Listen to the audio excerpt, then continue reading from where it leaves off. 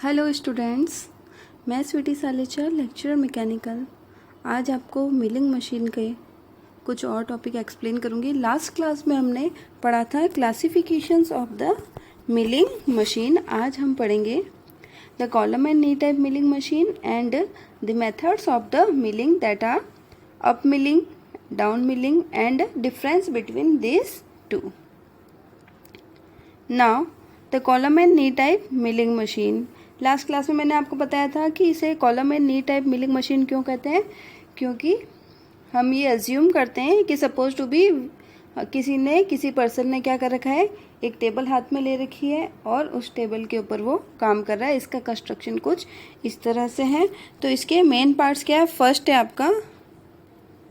First part है आपका base.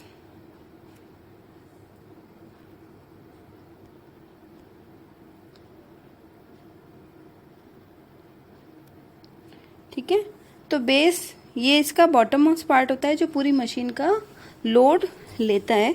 तो कभी कभी बेस के अंदर क्या होता है, आपके कुछ हॉलो पोर्शन होता है जिसके अंदर की इसका जो लिक्विड है, कौन सा लिक्विड है आपका? Cutting fluid. इसके बीच में कटिंग फ्लूइड होता है। तो ये आपका क्या हो गया? बेस। ये पूरी मशीन का क्या करता है? लोड कैरी करता है। ठीक है, अब बेस के ऊपर आपके सेकेंड पार्ट होता है आपका, दैट इज कॉलम। तो ये कॉलम क्या करता है? इस मशीन को हॉरिजॉन्टली सपोर्ट प्रोवाइड करता है, एज वेल एज इसके अंदर आपके क्या होता है? फीड चेंजिंग नट्स लगे हुए होते हैं और इसमें क्या होता है? स्पीड चेंज भी होती है। स्पीड चेंजिंग लेयर्स भी यहाँ पर गिवन होते हैं on the opposite side of the column. Now column के साथ एसोसिएटेड होती है आपकी वन मोर पार्ट जिसका हम जैसा कि इसका नाम है, दैट इज नी। इसको हम क्या बोलेंगे? नी ऑफ द टेबल। नी क्या करती है? नी के अंदर आपके एक तो लीवर्स लगे हुए होते हैं, नी के साथ में आपके जुड़ा हुआ होता है एक लीड स्क्रू। ठीक है, तो ये आपका क्या है? लीड स्क्रू है। नी के साथ में आपके लगा हुआ है लीड स्क्रू जो कि इसको upward and downward motion provide करता है। तो इस कॉलम के सहारे भी इसमें स्लाइड बनी होती है जिसके ऊपर की नी जो है मूव कर सकती है। क्लियर? और इसमें कुछ आपके लीवर्स भी लगे हुए होते हैं, सपोज टू बी हैंडल यहाँ पर एक माउंटेड होता है जो आगे हम फिगर में देखेंगे। देन नी के ऊपर आपके प्लेस्ड होता है सैडल। तो यहाँ पर आपने क्या लगा दिया है? This one is the saddle. Saddle के ऊपर आपके क्या है? सैडल के ऊपर माउंटेड होती है आपके टेबल और टेबल के ऊपर आपके माउंटेड होता है this is the work piece. तो आपके क्या हो गया? फर्स्ट पार्ट हो गया बेस। बेस क्या करता है? सारा लोड कैरी करता है। अब आप क्या जाता है? सैडल एंड टेबल जिसके ऊपर की मैंने रखा है आपके work piece. Now what is the overhanging arm? तो इस वर्क पीस से आप यहाँ देखेंगे एक आर्म लगी हुई होती है।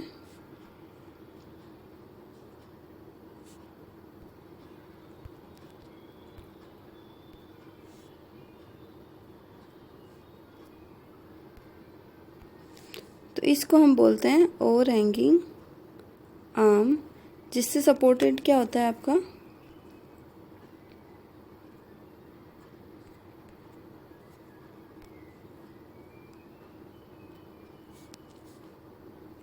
जो क्या करती है? यहाँ पर एक स्पिंडल या आर्बर लगा हुआ होता है जिसको कि ये क्या करती है? सपोर्ट करती है।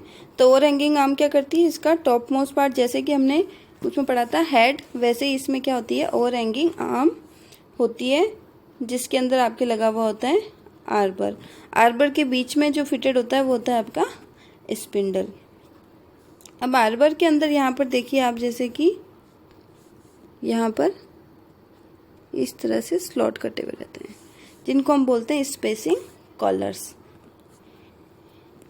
ये क्या करते हैं कि जब भी हम इस वर्ड पर कोई कटर माउंट, सपोज टू भी यहाँ पर एक कटर माउंटेड है, तो कटर हम एक से ज़्यादा कटर भी इस पर माउंट कर सकते हैं। तो इसलिए ये जो मशीन है इसके यहाँ पर भी लीवर्स होते हैं जिसको आप क्या कहते हैं, टेबल के मोमेंट के लिए लीवर्स यहाँ पर प्रोवाइडेड होते हैं। और इसकी जो ओवर हैंगिंग आर्म का जो टॉप मोस्ट पार्ट पोर्शन है, जिसको हम ये बोल रहे हैं आर्म सपोर्ट, यहाँ इसको हम क्या कर सकते हैं, यहाँ से रिमूव भी कर सकते हैं। यहाँ पर भी लीवर होता है जिससे हम इसको क्या कर सकते हैं, लॉक नट ओपन करके हम इसको रिमूव करते हैं और इसके अंदर कटर फिट करते हैं।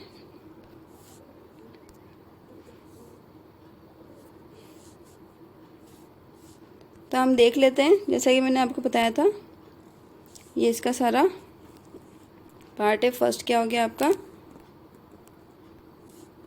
बेस, जैसे कि मैंने बताया था कभी कभी ये हॉलो भी होता है। देन सेकंड पार्ट इसका हो गया आपका कॉलम, जो इसी पूरी यूनिट को क्या करता है, सपोर्ट करता है। थर्ड है इसमें ओवर आर्म के अंदर आपकी फिटेड है आर्बर के अंदर जैसे कि मैंने बताया आपको स्पेसिंग कॉलर्स लगी हुई होती है। क्लियर है?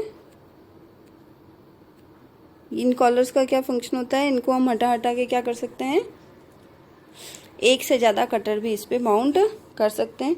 अब इसके मोमेंट कैसे कैसे हो जाते हैं, फर्स्ट तो आपके एक मोमेंट तो हो गया आपका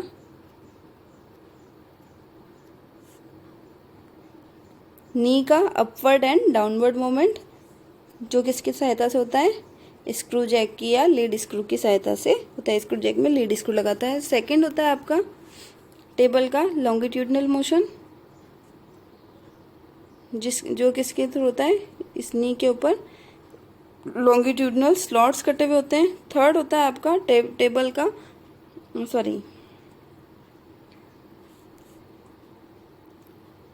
क्रॉस मोमेंट, ठीक है, जो किसकी सहायता से होता है, सैडल की सहायता से होता है। एक मोमेंट होता है आपके कटर का मोमेंट, जो कि क्लॉकवाइज एंड एंटी क्लॉकवाइज होता है।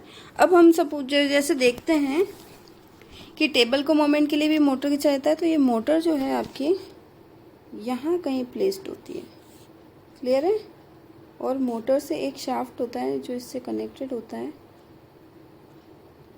जो इसको upward and downward motion provide करता है। पर जैसे ही अपवर्ड जाएगी तो शाफ्ट की लेंथ यहाँ पर अलग होगी और यहाँ पर लेंथ क्या होगी, कुछ ज़्यादा होगी। तो हम ऐसा कौन सा शाफ्ट इसमें यूज करते हैं कि जिसमें आपका क्या हो,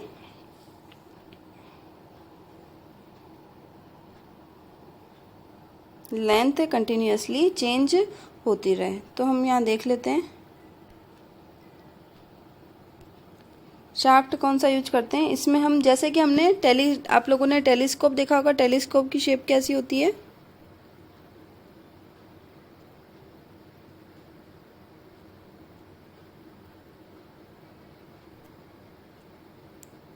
तो ये क्या कर सकता है, इसकी लेंथ हम लोग क्या कर सकते हैं, टेलीस्कोप की लेंथ जो होती है वो कंटिन्यूअसली वेरी होती रहती है।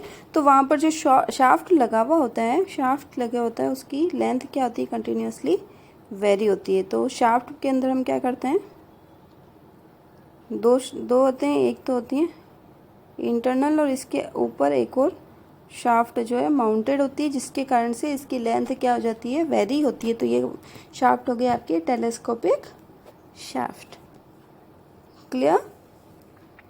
तो इस शाफ्ट के अंदर वाली जो आपकी है रॉड या फिर शाफ्ट कह सकते हैं, इसमें तो इनर कट है और बाहर वाली जो शाफ्ट है उसके अंदर आपकी क्या बना हुआ है, ग्रूव बना हुआ है, जिसके अंदर की ये फिट हो जाएगी। नाउ अब हम देख लेते हैं कि आर्बर के अंदर स्पिंडल होता है, पर जब आपकी वर्टिकल मिलिंग मशीन होती है तो वर्टिकल मिलिंग मशीन और हॉरिजॉन्टल मिलिंग मशीन में क्या डिफरेंस हो जाता है। फर्स्ट तो इसमें जो है आपका स्पिंडल क्या होता है, वर्टिकल, इसमें स्पिंडल होता है हॉरिजॉन्टल। सेकंड, इसमें जो है आपके आर्बर की आवश्यकता नहीं होती है, cutter directly mounted on the spindle, cutter directly spindle के ऊपर लगा हुआ होता है। जबकि हॉरिजॉन्टल मिलिंग मशीन में क्या होता है, कटर आर्बर के ऊपर लगा हुआ होता है। थर्ड डिफरेंस क्या हो गया इसमें कि यहाँ पर जो आपके हैं एंगल दिए हुए थे, मीन्स हम जो है वर्टिकल मिलिंग मशीन के हेड को किसी भी एंगल पर रोटेट कर सकते हैं, बट हॉरिजॉन्टल मिलिंग मशीन में हम हेड को किसी भी एंगल पे टिल्ट या रोटेट नहीं कर सकते हैं। तो this are the difference between vertical milling machine and the horizontal milling machine. Now methods of milling, कि हम मिलिंग कौन कौन से मेथड से करते हैं। तो उसमें फर्स्ट है आपका अप मिलिंग या कन्वेंशनल मिलिंग मेथड। मेथड से मतलब क्या है कि हम कटिंग किस प्रकार से करते हैं। तो फर्स्ट मेथड आपका आता है कि कटर एक डायरेक्शन रोटेट कर रहा है और उसकी फीड जो है अपोजिट डायरेक्शन में दी जा रही है, ठीक है। तो इसमें क्या हो गया, कटर की डायरेक्शन ऑफ रोटेशन ये और फीड डायरेक्शन आपकी क्या है, इसकी अपोजिट है, ठीक है। तो यहाँ पर जैसे कि हम देख रहे हैं, यहाँ से इसने कटिंग स्टार्ट करी तो chip thickness 0 at the beginning and maximum at the end, यहाँ से कटना स्टार्ट हुआ और यहाँ पर जाके कट जो है वो पूरा कंप्लीट हुआ। क्लियर है। तो एक ही चिप प्रोड्यूस होती है, बहुत सारी चिप नहीं होती जो कि थिक चिप प्रोड्यूस होती है, जिसकी थिकनेस बिगिनिंग में बहुत ही कम होती है या 0 होती है और एंड में सबसे ज़्यादा होती है, ठीक है। Then the major disadvantage of the up milling process, इसका डिसएडवांटेज क्या हो गया कि कटिंग फोर्स जो है वो स्टार्टिंग में सबसे ज़्यादा है और एंड में स्टार्टिंग में कम है और एंड में सबसे ज़्यादा है। तो इसकी टेंडेंसी क्या होगी कि वर्क पीस को ये इसके प्लेस से हटाने का ट्राई करेगा। अगर ये बहुत ही पतला जॉब है जिसकी की माउंटिंग या होल्डिंग बहुत ही ठीक से नहीं की गई है, तो थिन जॉब जो होते हैं, छोटे जॉब जो होते हैं, वो इसमें क्या हो सकते हैं, ठीक से फिनिश नहीं हो पाते हैं क्योंकि वो उनकी जगह से शिफ्ट हो जाते हैं। दूसरा, इसमें सरफेस फिनिश भी हमको अच्छी नहीं मिलती है, बट ये सेफ प्रोसेस है इसलिए ये कॉमनली यूज्ड प्रोसेस है। जनरली हम कौन सी करते हैं, अप मिलिंग प्रोसेस ही यूज करते हैं। सेकंड है डाउनवर्ड मिलिंग या क्लाइम मिलिंग। डाउनवर्ड मिलिंग या क्लिम मिलिंग में क्या होता है आपके अपोजिट टू दैट, कटर जिस डायरेक्शन में रोटेट कर रहा है फीड भी उसी डायरेक्शन में आपको दी जा रही है। दैट मीन्स क्या हो गया, यहाँ से कट स्टार्ट हो रहा है तो कट थिकनेस जो है, चिप थिकनेस आपकी क्या हो जाएगी,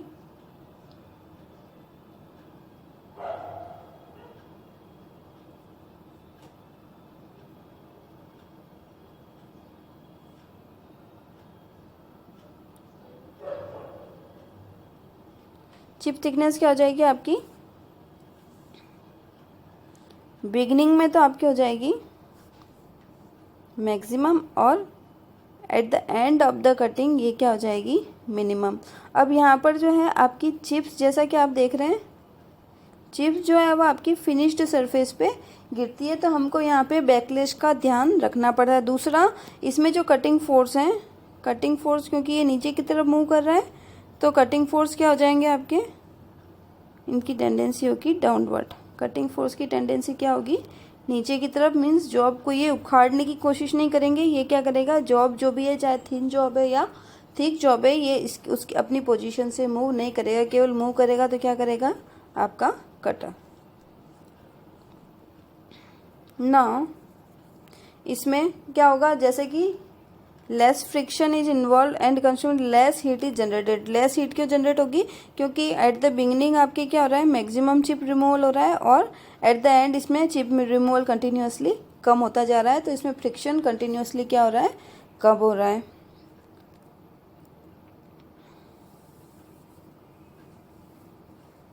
अब जो भी हमको बहुत ही फिनिश्ड पीस बनाने होते हैं तब हम कौन सी मिलिंग यूज करते हैं, क्लीन मिलिंग। एंड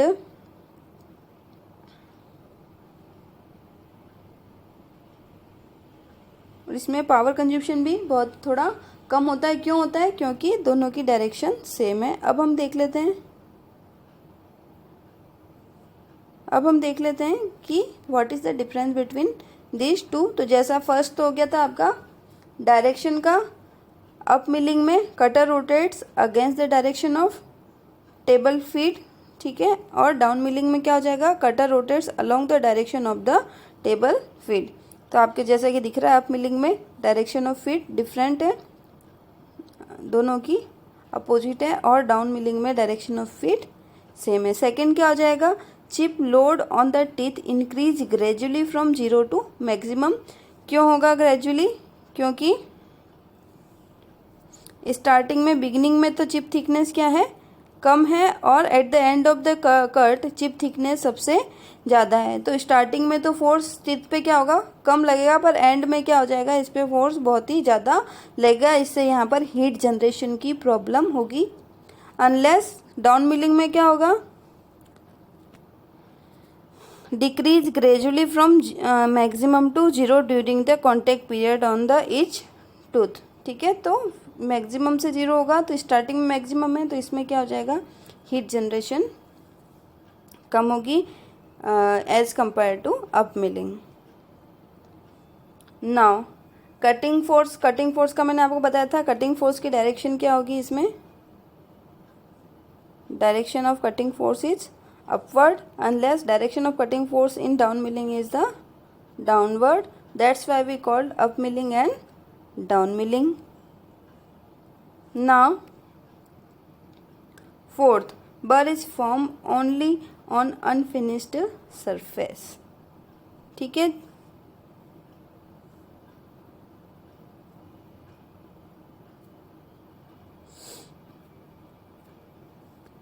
तो अब क्या हो जाएगा, जैसे कि आप इसमें देख सकते हैं, अप मिलिंग में क्या हो रहा है कि चिप जो है रिमूव होने के बाद में कहाँ आ रही है, अनफिनिश्ड सरफेस पे गिरेगी। सपोज टू भी ये चिप है, तो ये कहाँ पर जा गिरेगी, यहाँ पर। और इन द अदर केस क्या हो जाएगा, चिप जो है वो कहाँ पर गिरेगी, आपकी फिनिश्ड सरफेस पे। तो आपको इसके रिमूवल का भी देखना पड़ेगा कि चिप जो है वो इसके ऊपर पेस्ट नहीं हो जाए, क्योंकि ड्यू टू कटिंग इसमें क्या हो जाएगा, एक हीट जनरेट हो जाती है, जिससे आपको बाद में ये नहीं मेहनत करनी पड़ेगी कि चिप को भी आपको रिमूव करना पड़ रहा है फिनिश्ड सरफेस से। देन क्या हो जाएगा,